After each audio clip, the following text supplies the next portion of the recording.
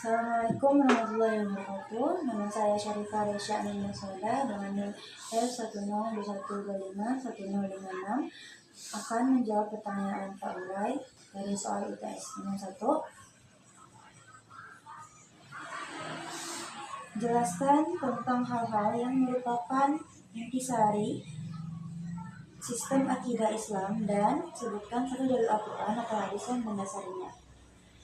Satu dalil Al-Quran yaitu Al-Baqarah ayat 285 dan didukung oleh hadis riwayat Bukhari Muslim yang berkata, hendaklah kamu percaya kepada Allah, malaikat, kitab-kitabnya, rasul-rasulnya, hari akhir, dan beriman pula dengan qadar atau ketentuan baik dan buruk. Hal ini dikarenakan akidah merupakan fondasi atau landasan dalam kepercayaan dalam Islam. Saat mempercayai Islam, kita tidak hanya berteori, tapi harus mempunyai landasan agar mampu berteori. Maka rukun iman hadir sebagai landasan tersebut. Landasan pertama atau rukun iman pertama adalah percaya kepada Allah. Iman kepada Allah bermaksud bahwa manusia itu hanya diperuntukkan untuk percaya kepada Allah.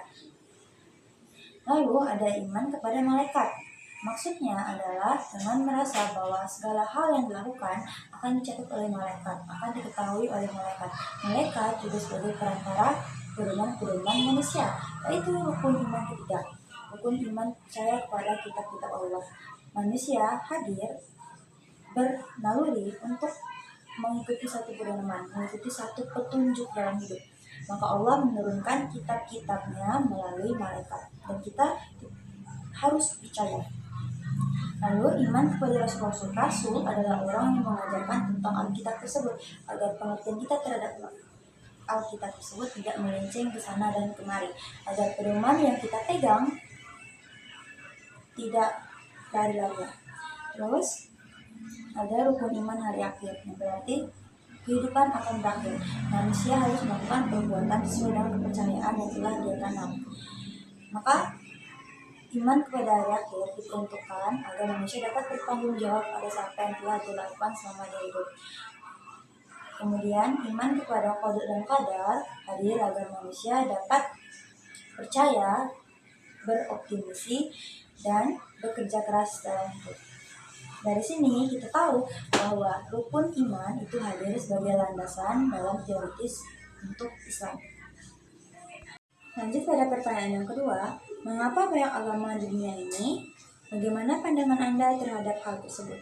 Banyak agama di dunia ini karena manusia selalu mencari arti hidup. Sejak zaman kuno, orang bertanya tentang asal-usul semesta, tujuan hidup, dan apa yang terjadi setelah mati. Dari pencarian ini, timbullah kepercayaan. Perbedaan budaya, sejarah, dan lingkungan juga membuat agama berkembang dengan cara yang berbeda. Masyarakat di tempat yang berbeda menghadapi kondisi alam, tradisi, atau kebutuhan sosial akan membuat mereka memahami bahwa ilahi atau sesuatu yang akan melindungi mereka itu tidak sama. Maka dari itu, agama hadir jadi bagian paling penting atau bagian identitas dalam suatu kelompok.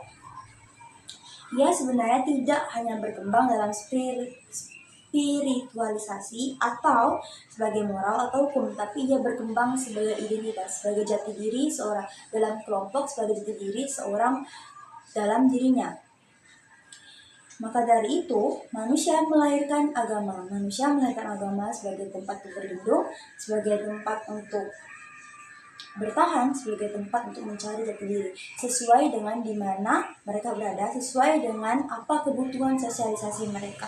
Kesimpulannya, banyak agama dalam kehidupan adalah hasil dari pencarian makna hidup, perbedaan budaya dan peradaban, serta kebutuhan manusia untuk membangun sistem moral dalam kebersamaan atau dalam sosialisasi.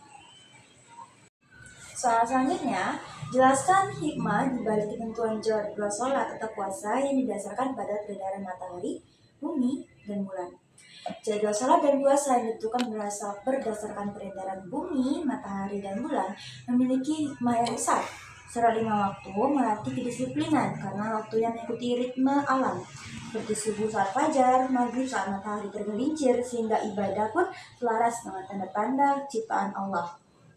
Puasa Ramadan yang ditentukan dengan peredaran bulan juga melatih umat untuk memahami perhitungan waktu dari kalender. Ketentuan ini menumbuhkan kesadaran waktu, kebersamaan antar umat, dan juga membiasakan hidup yang teratur, juga seimbang dengan alam yang Allah ciptakan. Soal terakhir, jelaskan satu contoh keindahan ajaran Islam dari pengalaman hidup saya, yaitu ketika saya bertobat. Saat saya bertobat dan saya menyadari banyak dosa yang saya lakukan, sehingga saya menangis, tapi saya sadar bahwa Allah itu Maha Pengampun. Saya merasa diterima, saya merasa Allah selalu ada untuk hamba.